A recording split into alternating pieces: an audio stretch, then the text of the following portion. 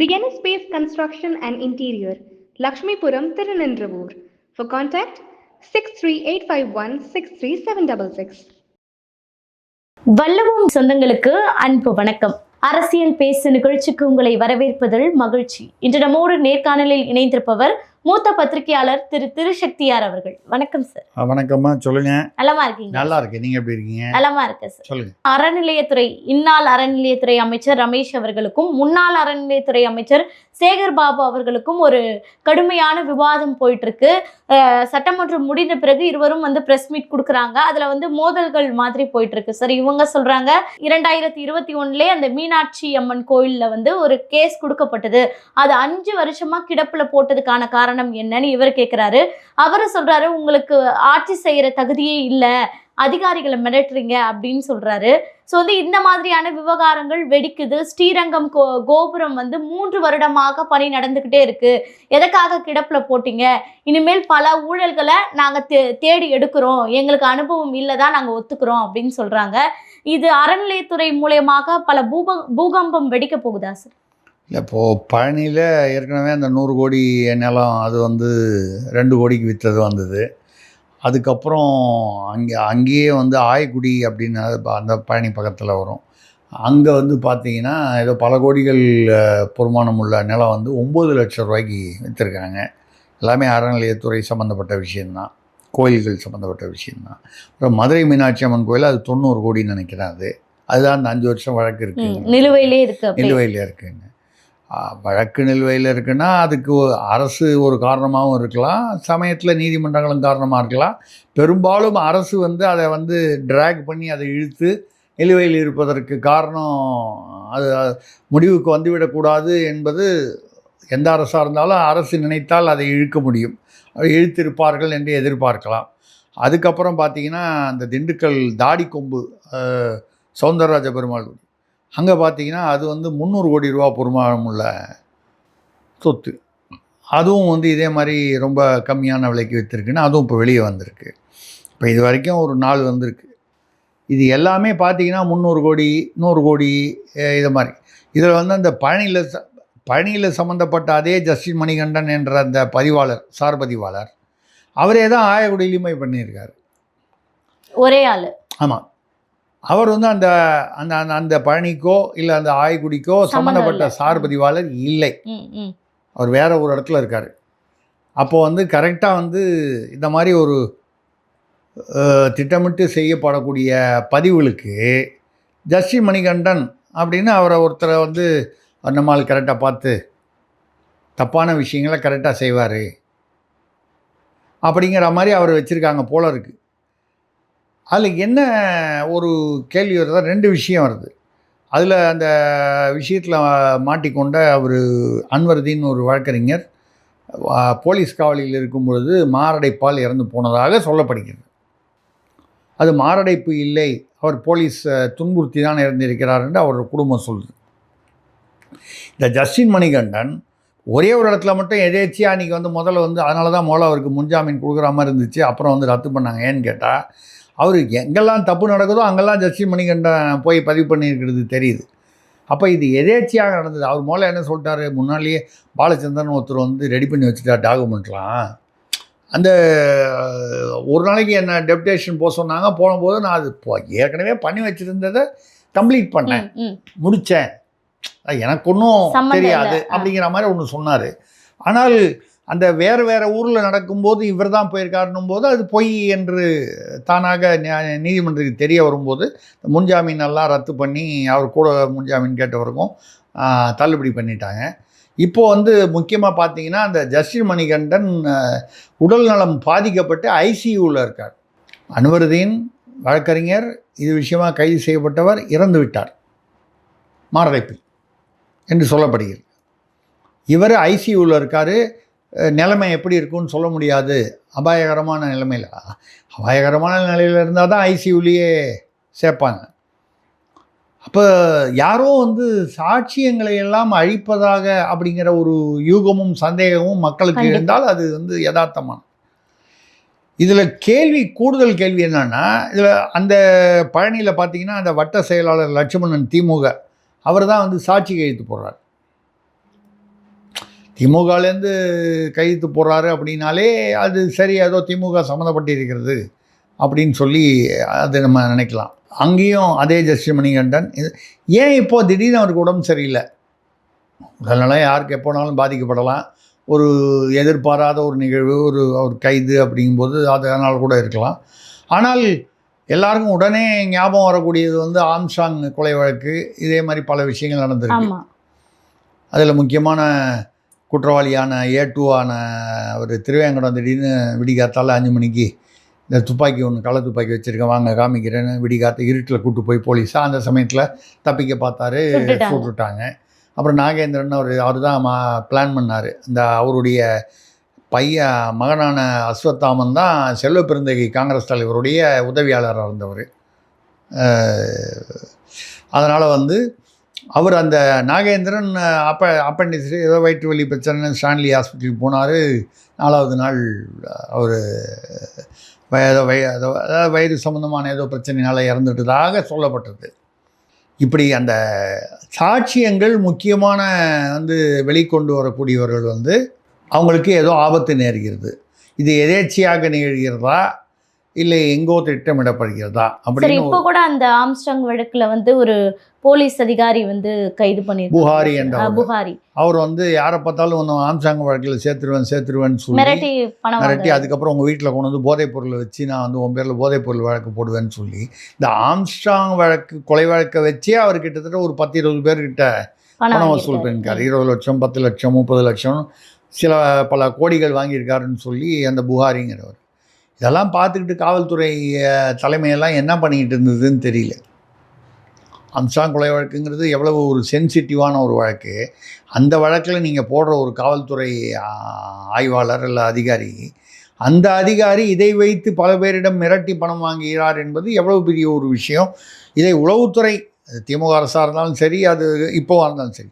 ஏன் இப்போவாக இருந்தாலும் சரின்னு சொல்கிறோன்னா, இந்த பதிவுகள் எப்போ நடந்தது? இந்த பழனி மீனாட்சி அம்மன் கோயில், ஆயக்குடி, தாடிக்கொம்பு தாவேக ஆட்சியில் நடந்தது. அப்போது சேகர்பாபு வந்து எனக்கு என்னமோ உண்மையை பேசுகிறாருன்னு தெரியுது. அவரை பார்த்தாலே முகத்திலே உண்மை விளம்பிங்கிறது எழுதி ஒட்டியிருக்கு. ஏன்னா அவர் என்ன சொல்கிறார், இந்த ஆட்சிக்கு ஒன்றும் தெரியல. அப்போ அவர் சொல்கிறது உண்மை தான். நாங்கள் என்னெல்லாம் ஊழல் ஏற்பாடு பண்ணி நாங்கள் பண்ணுறோமோ அது கூட இவங்களால் கண்டுபிடிக்க தெரியல. அப்போ அவர் உண்மையை தானே சொல்கிறார். அவர் அவங்க தான் விஞ்ஞான ஊழல் பண்ணுவாங்க. அதான் சொல்கிறேன். நாங்கள் பாருங்கள், நாங்கள் ஆட்சியில் இருக்கணும்னு அவசியமே இல்லை. வேற ஒருத்தர் ஆட்சியில் இருக்கும்போது கூட அவங்க கண்ணில் மண்ணை தூவி விட்டு நாங்கள் வந்து செய்யக்கூடிய திறமை உள்ளவர்கள் அப்படிங்கிற அர்த்தத்தில் சொல்கிறாரோ அப்படின்னு நமக்கு மனசில் படுது. ஆனாலும் வந்து நிச்சயமாக வந்து தார்மீக பொறுப்பு வந்து இந்த அரசுக்கு தான். அறநிலையத்துறை அமைச்சர் வந்து இப்போ ஸ்ரீரங்கம் கோயில் 3 வருஷமாக நடக்குதுன்னு சொன்னார்.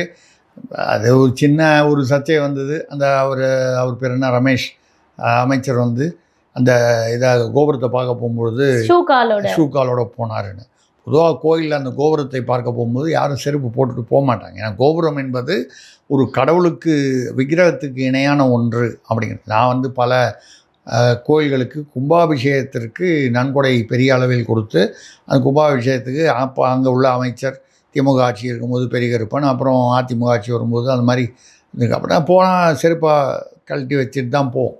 அது வந்து ஒரு பாரம்பரிய பழக்கம். இன்னொன்று அந்த பாரம்பரியம்னா தெரிந்த ஒரு சமூகத்தை சேர்ந்தவர் அப்படிங்கும்போது அவர் வந்து இல்லை, அங்கே நிறையா வந்து அந்த பில்டிங் மெட்டீரியல்லாம் போட்டு இருந்துச்சு, அங்கே யாரோ அந்த கான்ட்ராக்டர் தான் சொன்னார் செருப்பு போட்டு போங்க ஷூ போட்டு போங்கன்னு சொன்னாருங்கிறாரு. சரி, அது சின்ன விஷயம். அவர் ஒரு கால் காட்டுறதுக்கு மறந்து போயிருக்கலாம், ஒரு ஞாபகம் இல்லாமல் போயிருக்கலாம்.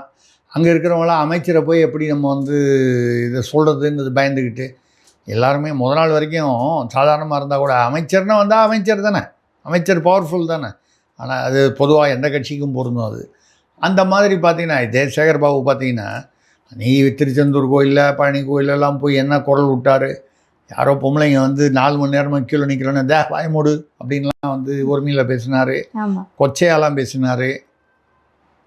அவங்க துர்கா ஸ்டாலின் அவர்கள் வந்து வரணும், விஐபி விசிட் வரணுங்கிறதுக்காக 3 மணி நேரம் 4 மணி நேரம் நிறுத்தி வச்சு பொதுமக்களை அவர் மோசமாகலாம் பேசி ஆம்பளையார் தான் முன்னால் வாங்கினார். அப்புறம் என்னமோ என்ன திங்கிறேன்னு சொல்லி அசிங்கமாக பேசினார். கடைசியில் பார்த்தீங்கன்னா இப்போ அமைச்சர் இல்லாத போது முன்னாளான பிறகு திருத்தணியில் வந்து அவரை கீழே நிற்க வச்சுட்டாங்க. மேலே போக முடியாதுங்க, ஆடி கிருத்திகை கூட்டம் அதிகமாக இருக்குது, எனக்கேவா சொல்கிறீங்க அப்படின்னாரு. ஆமாம், அன்றைக்கி நீங்கள் அப்போது எல்லோரும் இவங்கெல்லாம் என்ன புரிஞ்சுக்கணுன்னா, யாருக்கு உங்களுக்கு தனிப்பட்ட முறையில் பவர் இல்லை, அந்த பதவிக்கு, அந்த நாற்காலிக்கு தான் பவர். நாற்காலியில் இப்போ வேறு யாரோ உட்காந்துட்டாங்க, நாளைக்கு அது மறுபடியும் நாற்காலியில் 3வது ஆள் வந்து உட்காந்தா 3வது ஆளுக்கு தான் பவர். இதுதான் இயல்பாக உள்ள விஷயம். இது வந்து ஒரு நிறுவனத்துக்கே இதுதான், நிர்வாகத்துக்கே இதுதான், ஒரு அமைச்சரவையாக இருந்தாலும் இதுதான், எந்த இவராக இருந்தாலும் அப்படி தான் வைங்க. சார், இப்போ சேகர் பாபு நேரடியாக குறிவைக்கப்படுவாரா சார்? ஒன்று ஆம்ஸ்ட்ராங் வழக்கு, அப்படி இல்லைன்னா இந்த அறநிலைத்துறை சார்ந்த இந்த ஊழல் சம்பந்தமாக சேகர் பாபு நேரடியாக குறிவைக்கப்படுகிறாரா? இல்லை, அதாவது சேகர் பாபுவும் குறிவைக்கப்படுகிறார். ஏன்னா அவர் தானே சார் மெயினாக. இல்லை, நீங்கள் சொல்கிறது அறநிலையத்துறை, நான் சொல்கிறது பொதுவாக. இப்போ பார்த்தீங்கன்னா அந்த குதிரை பேரம்னு வரும்போது செந்தில் பாலாஜி குறிவைக்கப்பட்டார் அந்த குதிரை பேர வழக்கில். இப்போ சேகர் பாபு இந்த அறநிலையத்துறை வழக்கு இல்லை. KN நேரு ஏற்கனவே அந்த உள்ள இதில். இப்போ பொன்முடி அவருடைய வழக்கு வந்து அந்த சைவ வைணவம்னு கொச்சையாக பேசுனது வந்து சார்ஜ் ஷீட் ஃபைல் பண்ணிட்டாங்க, அது நீதிமன்ற ப்ரொசீஜரில் வருது. ஆக வரிசையாக அவர்களுக்கு வந்து திமுகவுக்கு சிக்கல்கள் காத்திருக்கின்றன. அதை வந்து இதுக்கு முன்னால் திமுக அரசு வந்து இதையெல்லாம் தள்ளி போட்டு எவ்வளோ தூரம் அதை நீர்த்து போக செய்ய முடியுமோ அதுக்கெல்லாம் ஏற்பாடு பண்ணாங்க. தாவேக ஆட்சி வரும்போது ஆட்சி மாற்றம் ஏற்பட்டோன்னே நிச்சயமாக இந்த திமுக மீது உள்ள ஊழல்களை வழக்குகளை துரிதப்படுத்துவது இயல்பான ஒரு விஷயம். துரிதப்படுத்தலைன்னு சொன்னால் தான் ஏன்னு கேட்கணும். நம்ம துரிதப்படுத்துவார்கள் என்பது எதிர்பார்க்கக்கூடிய ஒரு விஷயம். அந்த மாதிரி வந்து அதை தான் பண்ணியிருக்காங்க. இப்போ ஒரு அமைச்சராக முன்னாள் அமைச்சர்கள் வரிசையாக வந்து சீக்கிரம் சேகர் பாபுக்கு வந்து நீங்கள் வந்து அவரை டார்கெட் பண்ணுறாங்களான்னு கேட்டபோது எனக்கு மனசில் நீங்கள் வந்து தாவேக்கா கேட்குறதே எனக்கு தோணலை. நான் ஒரு செய்தி கேள்விப்பட்டேன். ஏற்கனவே கொளத்தூரில் வந்து கொத்து பரோட்டா போட்டாச்சுன்னு சொன்னோன்னே அங்கே கிச்சன்லேருந்து சொம்பு வந்து விழுந்ததுன்னு சொல்லி அவருக்கு இப்போ பேரே வந்து இப்போ வந்து சொம்பு சேகர் பாபுன்ற மாதிரி வச்சுட்டாங்க. அது உங்களுக்கு அதோடைய கதை தெரியும்னு நினைக்கிறேன். பேசியிருக்கீங்க சார். ஆமாம்.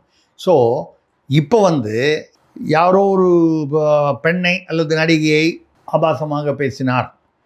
அந்த தஞ்சையில் பேசின போது உதயநிதி அவர்கள் வந்து ஏதோ தண்ணி வரும், ஏதோ கொஞ்சம் கொச்சையாகவும் ஆபாசமாகவும் பேசினார். ஆனால் நான் காவிரி தண்ணி தான் சொன்னேன், என்ன டபுள் மீனிங்கில் பேசினாருன்னு சொல்லி அவரை போய் கைது பண்ணுறேன்னு பண்ணி அவர் மாவீரர் அவர் 2 மணி நேரம் வந்து கழிவறையிலேயே ஒளிஞ்சிக்கிட்டு இருந்தார்.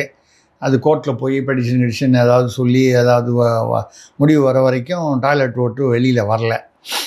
இவங்களாம் வந்து வெளியில் தான் வீரம், மேடையில் தான் வீரம். உள்ளுக்குள்ளே போனால் டாய்லெட்டில் போய் ஒளிஞ்சிக்கிறது ஒரு எவ்வளோ பெரிய வீரம் பாருங்கள். அதெல்லாம் ஒழிஞ்சிக்கிட்டாரு. அதுக்கப்புறம் இவங்க அதை விட சொதப்பெல்லாம் வந்து அவரை கூட்டு போய் செங்கிப்பட்டியில் உட்கார வச்சு விசாரணை பண்ணிவிட்டு அங்கேயே விட்டுட்டு கேட்டால் அவரை சிறையில் வைப்பது எங்களுடைய எண்ணம் இல்லை, விசாரணை செய்வது தான். அப்போ கோர்ட்டுக்கு அடிச்சு அது விசாரணை இங்கேயே பண்ணி தொலையலாமே, வீட்லேயே, அவர் வீட்லேயே, ஈசிஆரில் நீலாங்கரையே எங்கேயோ, அது ஏன் செங்கிப்பட்டி வரைக்கும். அதில் போகும்போது காவல்துறை பண்ண ஒரு தவறு என்னென்னால் தவேகா அரசியல் அவர் வண்டியில் அவரை ஏற்றிட்டு போகும்போது கூடவே சேகர் பாபு, மா சுப்பிரமணியம், சிற்றரசு, அப்புறம் ஏவாவேல் 4 பேர் கூட துணைக்கு, பேச்சு துணைக்கா. பிக்னிக்காக கூப்பிட்டு போகிறீங்க பேச்சு துணைக்கு, அப்போ வழியில் வேர்க்கடலை வாங்கி குறிச்சிக்கிட்டு பேசிக்கிட்டு போகலான்னு அப்படி எல்லா இந்த மாதிரி குற்றம் சாட்டப்பட்டவர்களுக்கும் நாளைக்கு எந்த வழக்கு அரசியல் ரீதியாகவோ இல்லை பொதுவான குற்ற வழக்குகள் அந்த மாதிரி வந்து அளவு பண்ணுவீங்களா அப்படிங்கிற கேள்வியெலாம் எழுது. இப்போ போயிட்டு வந்தோடனே இப்போ சொம்புக்கு பதில் இப்போ குடம் அப்படின்னு சொல்லி கேள்வி அடுத்து குடத்துல. ஆமாம், அடி விழுந்துதா வெளியான்னு தெரியல. ஏன்னா வீட்டு வாசப்படி சேர்க்க மாட்டாங்க அப்படின்ற அதுதாங்க. அவர் என்ன நினைச்சாரு, அந்த சொம்பு மேட்டரை நம்ம வந்து சரி பண்ணணும், வீட்டுக்குள்ளேயே விட மாட்டேன்றாங்க. இப்போ கூட போய் அவருக்கு நம்ம ஒரு மெய்க்காவலர் மாதிரி போனோம்னா கொஞ்சம் மனசு குளிர்ந்துருவாங்க, மன்னிச்சு விட்ருவாங்க நம்மளன்னு. அவங்க அது அப்படியே வேறு விதமாக பூமராங் ஆகிடுச்சு, மிஸ்ஃபயர் ஆகிடுச்சு. என்னென்னா ஏங்க கூட எதுக்குங்க துணைக்கு 4 பேர். இப்போ எல்லோரும் வந்து தாவேகாலேருந்து மற்றவங்களாம் என்ன மற்ற கட்சிகளாக என்ன பொதுவான இவங்களாம் சொல்ல ஆரம்பிச்சிட்டாங்க, பிஜேபி இவங்களாம். அவர் உதயநிதி தனியாக போகிறதுக்கு பயந்துட்டு கூட 4 பேர் போனாங்க. அவர் இந்த வயசுக்கு அவர் வந்து தனியாக போகிறதுக்கு கூட அவருக்கு தைரியம் இல்லை, கூட எதுக்கு இவங்கெல்லாம் போனாங்க. அது மட்டும் இல்லாமல் இங்கே வந்து பார்த்திங்கன்னா காலையிலேருந்து 7:30 மணிக்கு ஒரு 50-100 பேர் திமுககாரங்க வந்து போராட்டம் பண்ணாங்க காவல்துறையை எதிர்த்து. கைது பண்ணக்கூடாதுன்னு சொல்லி. அவங்களாம் 2 பஸ் வச்சு கொண்டு போய் விட்டாங்க. அதுக்கப்புறம் இங்கே ஒன்றும் சத்தமே இல்லை. அதுக்கப்புறம் அங்கங்கே எங்கேயோ சில இடங்களில் வந்து கொஞ்சம் தர்ணா பண்ணாங்க. பதிலுக்கு தாவேகா தர்ணா பண்ணாங்க. ஒன்றும் பெரிய அளவில் ஒன்றும் அப்படியே தமிழ்நாடே பற்றி இருந்ததாலாம் ஒன்றும் நடக்கலை.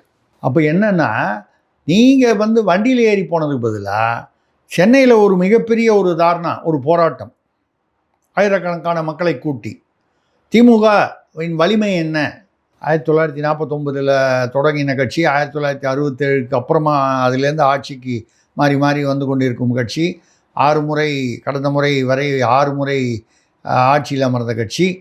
நம்ம வந்து வலிமையை காமிக்கணும்னா எங்கே காமிக்கணும்? முதல்ல சென்னையில் தான் காமிக்கணும். அந்த சென்னையில் கடைசியில் வந்து அவங்க 4 பேர் அங்கே போயிட்டாங்க. இங்கே ஒரு 50-100 பேர் இருந்தாங்க. பஸ்ஸில் ஏற்றி அமைச்சிட்டாங்க. இங்கே ஒன்றும் சென்னை காலியாக இருந்தது.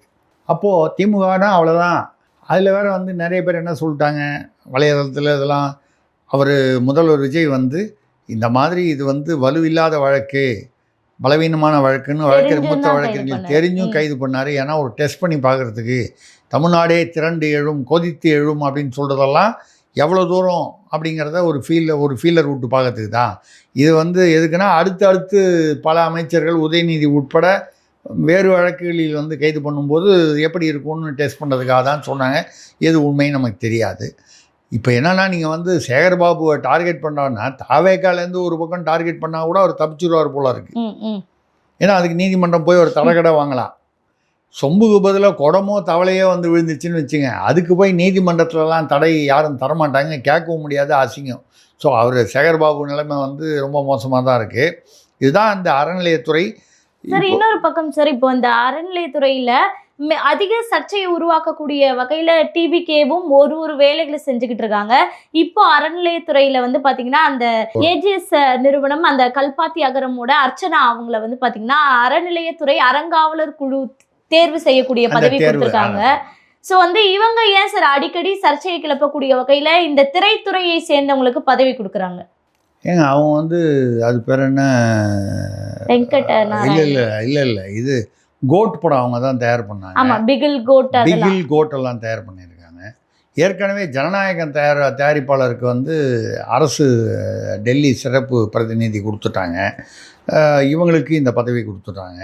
அவர் ரூட் ஜெகதீஷ், உங்களுக்கு தெரியும் இல்லையா? ரூட் ஜெகதீஷ் பழனிசாமி, அவர் வந்து யாருன்னு பார்த்தீங்கன்னா, லியோ படத்துடைய கோ ப்ரொடியூசர், இணை தயாரிப்பாளர்.